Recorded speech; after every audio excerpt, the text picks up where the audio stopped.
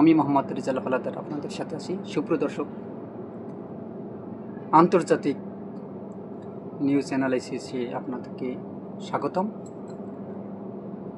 আমরা ইদানিং সারা বিশ্ব পর্যালোচনা করে দেখতেছি যে অনেক দেশই এখনও যুদ্ধ অবস্থায় আছেন। তার ভিতরে আপনারা ধরতে পারেন যে রাশিয়া, ইউক্রেন, ওদিকে আবার পাকিস্তান ও আফগানিস্তান, এবং যুক্তরাষ্ট্র, ইসরায়েল, ইরান ও যুক্তরাষ্ট্রের ভিতর যুদ্ধের খুব ভয়াবহতা চলতেছে। ভিডিওটা সম্পূর্ণ দেখবেন, কারণ ভিডিওর শেষে রয়েছে খুব গুরুত্বপূর্ণ কিছু চাঞ্চল্যকর তথ্য। যুক্তরাষ্ট্রে ইসরায়েল কেন ইরানের সর্বোচ্চ নেতা খামেনিকে হামলার নিশানা করেছে?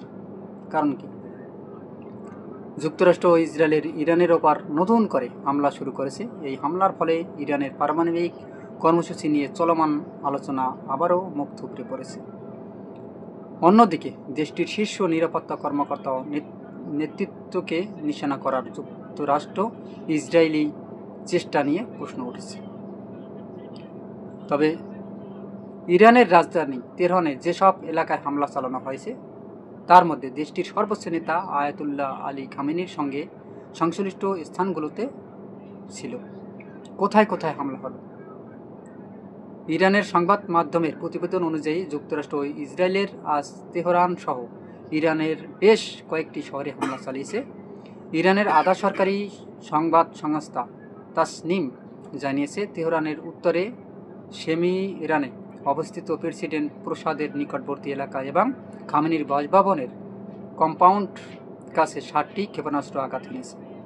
অ্যাসোসিয়েটেড প্রেসার এপি প্রতিবেদনে বলা হয়েছে, রাজধানীর খামেনির দপ্তরের কাছাকাছি কয়েকটি এলাকায় হামলা চালানো হয়েছে। এবং আজকে শুনলাম যে ইসরায়েল ইরানের একটি স্কুলের হামলা চালিয়েছে, সেখানে প্রায় 85 জন নিহত হয়েছে। ওদিকে আমেরিকা ইরানের ভূমধ্য সাগরে বিশাল রণতরী নিয়ে তারা অপেক্ষা করতেছে। এদিকে ইরান এখন দিশেহারা। আসলে ইরান পাল্টা জবাব কেন দিচ্ছে? কারণ কি? ওদিকে আমরা শুনেছি যে চীন ইরানকে যে বিশ্বের সবচেয়ে নামি দামি যে ব্যালিস্টিক মিসাইল, দ্রুতগামী ব্যালিস্টিক মিসাইল, তা কিন্তু দিয়ে রেখেছে। আসলে এই ইঙ্গিতগুলো কিন্তু বিশ্বযুদ্ধের দিকে হয়তোবা মোড় ঘুরতে পারে কিনা, এটাও একটা সন্দেহের দিকে। দেখেন, আমেরিকা যেভাবে এই যে মানুষের বিভিন্ন দেশকে অহেতুকভাবে ধরে যাচ্ছে একের পর এক, তাতে এরকম যদি অন্যান্য দেশ ঠিক এরকম পাল্টা হামলা চালায়, তাহলে তো বিশ্বযুদ্ধের খুব দ্বারগোড়ায় আমরা পৌঁছে আছি। যাই হোক, খামেনি কোথায় আছেন এখন তা স্পষ্ট নয়। তবে বার্তা সংস্থা রয়টার্স একটি সূত্রের বরাতে জানিয়েছে, খামেনি বর্তমানে তেহরানে নেই, তার নিরাপদ স্থানে সরিয়ে নেওয়া হয়েছে। তাকে যে নিরাপদ স্থান, সেখানে কিন্তু তাকে সরিয়ে নিয়েছে। কে এই খামেনি? আসলে কিছু আলোচনা করি। 86 বছর বয়সী এই ইসলামী পণ্ডিত 1989 সাল থেকে ইরানের সর্বোচ্চ নেতা হিসেবে দায়িত্ব পালন করেছেন। তিনি ইসলামের প্রজাতন্ত্রের প্রতিষ্ঠাতা আয়াতুল্লাহ রুহুল্লাহ খোমেনির স্থল বিষিক্ত হন। খামেনি নির্বাস থেকে ফিরে 1979 সাল থেকে বিপ্লবের একটা নেতৃত্ব দিয়েছিলেন। এবার বিপ্লবের মধ্য দিয়ে যুক্তরাষ্ট্রের মিত্র শাহ মোহাম্মদ রেজা পাহলভি ক্ষমতাচ্যুত হয়ে দেশ ছেড়ে পালিয়েছে। সরকার সব শাখা, সেনাবাহিনী এবং বিচার বিভাগের ওপর চূড়ান্ত ক্ষমতা রাখেন খামেনি। একই সঙ্গে তিনি দেশটির অত্যাধিক নেতা হিসেবেও স্বীকৃতি। খামেনি শাসনামলে পশ্চিমাদের সঙ্গে চরম বৈরী সম্পর্ক, তীব্র নিষেধাজ্ঞা এবং দেশের অভ্যন্তরে অর্থনীতি ও অধিকার নিয়ে বেশ কয়েক দফা বড় ধরনের গণবিক্ষোভ হয়েছে। তিনি যুক্তরাষ্ট্র ও ইসরায়েলকে ইরানের 1 নম্বর শত্রু বলে মনে করেন। তিনি তারা যুক্তরাষ্ট্র ও ইরানকে 1 নম্বর শক্তি হিসাবে তারা মনে করেন এবং চিহ্নিত করে রেখেছেন। তবে এটা স্পষ্ট যে যুক্তরাষ্ট্র ও ইসরায়েলের এই হামলার প্রধান লক্ষ্য ইরানের রাজনৈতিক শীর্ষ নেতৃত্বকে নির্মূল করা।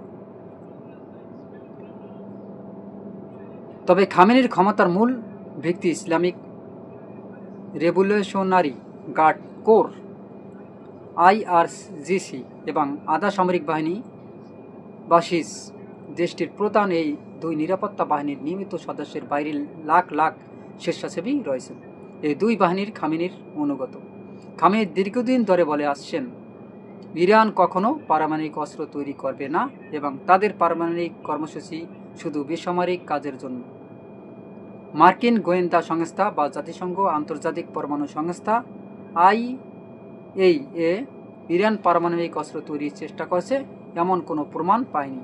তা সত্ত্বেও ইসরায়েল ও ট্রাম্প প্রশাসনের একটি অংশ দাবি করে আসছে ইরান পারমাণবিক অস্ত্র তৈরির চেষ্টা করছে। আসলে কথায় আছে যে যদি আপনার সাথে আমার ঝগড়া না বাজে তাহলে আমি কি করব, আপনার পায়ে একটা পাড়া দেব বা আপনাকে একটা খামাখা একটা দোষ দেব, তারপর আপনার সাথে আমি ঝগড়া করব। এই দুটো দেশ আপনার ইসরায়েল ও আপনার আমেরিকা, এই দুটো দেশ ঠিক তদ্রূপ। তারা পায়ে পাড়া দিয়ে ঝগড়া করার চেষ্টা করে। আমরা সব সময় এগুলো কিন্তু দেখে এসেছি। তবে তাদের এই নৈতিক মনমানসিকতা থেকে পরিবর্তন হওয়া উচিত। তাদের আসলে এগুলো থেকে ফিরে আসা উচিত। কারণ মানুষের জীবনে একটা কথা মনে রাখবেন যে যুদ্ধ মানুষের জীবনে কখনো শান্তি বয়ে আনতে পারে না। যুদ্ধ মানুষের জীবনে অশান্তি ছাড়া সুস্পষ্ট কোনো ভালো কোনো দিক হতে পারে না। দেখেন খামেনির সম্পর্কে যুক্তরাষ্ট্র ও ইসরায়েলের কী বলেছে। আসুন, যুক্তরাষ্ট্র ও ইসরায়েলের কর্মকর্তারা এর আগেও খামেনি সরাসরি হত্যার হুমকি দিয়েছেন খামেনিকে। যুক্তরাষ্ট্র ও ইসরায়েল দুই দেশেই কিন্তু খামেনিকে হত্যা করার সরাসরি হুমকি দিয়েছে। কেন? কারণ কি? খামাখাবাই একদম অহৈতুকভাবে এই ইসরায়েল বেশি বাড়তেছে। সমস্যা নাই, খুব শীঘ্রই তাদের দমন করার জন্য আসতেছেন ইমাম মাহদি। তাকে কর্তন করবে, তাদের গলা কর্তন তাকে কেটে টুকরো টুকরো করবে এমন সময় আসতেছে। এবং তাদেরও যে দাজ্জাল তাও কিন্তু আসার সময় হয়ে গেছে। যাই হোক, গত বছরের জুন মাসে ইরান ও ইসরায়েলের মধ্যে 12 দিনের সংঘাত হয়। এই সংঘাতের পর ইসরায়েলের উগ্রপন্থী যে প্রতিরক্ষা মন্ত্রী ইসরায়েলের কাজ বলেছিলেন খামেনি টিকতে পারবে না। তার ভাষায়, খামেনির মতো একজন স্বৈরশাসক ইরানের মতো একটি রাষ্ট্রের প্রধান, ইসরায়েলকে ধ্বংস করা খামেনির লক্ষ্য। এটি ভয়ঙ্কর, তিনি টিকে থাকতে পারবেন না। একই মাসে ইসরায়েলের যুদ্ধবাজ প্রধানমন্ত্রী বেঞ্জামিন নেতানিয়াহু ইঙ্গিত দিয়েছিলেন ইসরায়েলের খামেনিকে গুপ্ত হত্যার বিষয়টি উড়িয়ে দিচ্ছেন না। তিনি দাবি করেন এ পদক্ষেপটি যুক্তরাষ্ট্র ও ইরানের মধ্যে দীর্ঘদিন ধরে চলে সংঘাতের অবসান করবে। আসলে মার্কিন প্রেসিডেন্ট ডোনাল্ড ট্রাম্পও খামেনিকে হুমকি দিয়ে নানা মন্তব্য করেছেন। চলতি মাসেও শুরুতে ABC নিউজকে দেওয়া এক সাক্ষাৎকারে ট্রাম্প বলেন, এই অঞ্চলে মার্কিন সামরিক শক্তি বৃদ্ধির ফলে ইরানি নেতার খুব চিন্তিত হওয়া উচিত। অন্য এক বক্তব্যে ট্রাম্প বলেন, ইরানের শাসন ব্যবস্থার পরিবর্তন হবে সবচেয়ে ভালো ঘটনা। বিস্তারিত ব্যাখ্যা না দিয়ে তিনি যোগ করেন, নেতৃত্ব নেওয়ার মতো অনেক লোক সেখানে আছেন। গত বছর ইরানের ওপর হামলার নির্দেশনা দেওয়া হয়। ট্রাম্প দাবি করেছিলেন যুক্তরাষ্ট্র যদি খামেনির নির্দেশনা করার সিদ্ধান্ত নেয় তবে তিনি হবেন সহজ নিশানা। ট্রাম্প হুমকি দিয়ে বলেছিলেন, এই তথাকথিত সর্বোচ্চ নেতা ঠিক কোথায় লুকিয়ে আছে তা আমরা জানি, কিন্তু এটি সহজ লক্ষ্য এবং সেখানে এখন পর্যন্ত নিরাপদে আছেন। আমরা তাকে এখনই সরিয়ে নিচ্ছি না, হত্যা করছি না, অত্যন্ত এইবারের মতো। সর্বশেষ হামলার লক্ষ্য কী ছিল?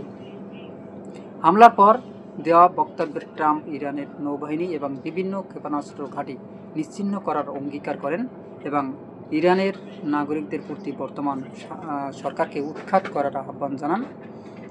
ট্রাম্প বলেন, আমাদের কাজ শেষ হলে আপনারা আপনাদের সরকারের নিয়ন্ত্রণ নিন, এখন আপনাদের সুযোগ নেওয়ার পালা। আগামী কয়েক প্রজন্মের মধ্যে সম্ভবত এটিই হবে আপনাদের একমাত্র সুযোগ। দীর্ঘকাল ধরে ইরান নিয়ে প্রতিবেদন করেছেন আল জাজিরা সাংবাদিক আলী হাশেম। তিনি বলেন, এটা স্পষ্ট যে যুক্তরাষ্ট্র ও ইসরায়েলের এই হামলার প্রধান লক্ষ্য ইরানের রাজনৈতিক শীর্ষ নেতৃত্বকে নির্মূল করা। আলী হাশিম বলেন, যুক্তরাষ্ট্র ইসরায়েলের এই লক্ষ্য সফল হবে কিনা তা এখনই বলা যাচ্ছে না। তবে আজকে আমরা যা শুনলাম সেটা হলো যে ইরানের স্কুলে ইসরায়েলি হামলায় চালিয়েছে তারা, সেখানে প্রায় নিহতর সংখ্যা বেড়ে 85। আসলে এই হামলা ইরানের দক্ষিণাঞ্চলের একটি বালিকা বিদ্যালয় ইসরায়েলি হামলায় নিহত শিক্ষার্থীর সংখ্যা বেড়ে 85 জনে দাঁড়িয়েছে। ইরানের আধা সামরিক তাসনিম নিউজ এজেন্সি এ কথা জানিয়েছেন। খবরে বলা হয়, ইরানের দক্ষিণাঞ্চলের হরমোজগান প্রদেশের মিনাব শহরে আজ শনিবার একটি বালিকা বিদ্যালয়ে হামলা চালায় ইসরায়েল। এই হামলায় নিহত শিক্ষার্থীদের সংখ্যা বেড়ে 85 জনে দাঁড়িয়েছে। ওই স্কুলে আজ সকালে হামলার সময় 170 জন শিক্ষার্থী ছিল। নিহতের সংখ্যা আরও বাড়তে পারে বলে আশঙ্কা করছেন সংশ্লিষ্টরা। তবে ইরানে এই যে হামলা, নিহত 15 জনেরও বেশি। তবে এই আসলে যে ইসরায়েলিরা যেভাবে বেপরোয়া হয়ে যাচ্ছে, তাদের আসলে কঠোর হস্তে দমন করার জন্য ইরানের পদক্ষেপ নেওয়া উচিত বলে আমরা মনে করি। কারণ তাদের যদি বেশি বাড়তে দেওয়া হয়, তাহলে কিন্তু হয়তো ভবিষ্যতে এই বিশ্বের জন্য কিন্তু একটা ভয়ঙ্কর রূপ ধারণ করতে পারে। কারণ এমনিই আপনারা জানেন, আজ হোক কাল হোক, এই কিন্তু যারা ওই যে ফিলিস্তিন আছে, ইসরায়েলিরা তারা কিন্তু এই ফিলিস্তিনেও আক্রমণ করতেছেন, এবং তারা এখন বর্তমানে ইরানে আক্রমণ করতেছেন। এবং ওই সাইডে আবার যুক্তরাষ্ট্র আছে এই আপনার নিষেধাজ্ঞা দিয়ে, এবং তারাও কিন্তু রণতরী নিয়ে আপনার নদীতে কিন্তু প্রস্তুত আছে। যে কোনো মুহূর্তেই ইরান অ্যাটাক অলরেডি করতেছে এরা ইসরায়েলিরা। তবে তাদের বিরুদ্ধে কঠোর পদক্ষেপ নেওয়া উচিত বলে আমরা মনে করি। সুপ্রিয় দর্শক, আপনারা কি মনে করেন? অবশ্যই আপনাদের মতামত কমেন্টে জানান, এবং ভিডিওটি ভালো লাগলে RS বাংলা নিউজ 24-কে সাবস্ক্রাইব করুন, বেল বাটন অন করুন, লাইক ও শেয়ার করে দিন, সবাইকে দেখার সুযোগ করে দিন। আজ এ পর্যন্তই। আসসালামু আলাইকুম রহমতুল্লাহি ওয়া বারাকাতুহু।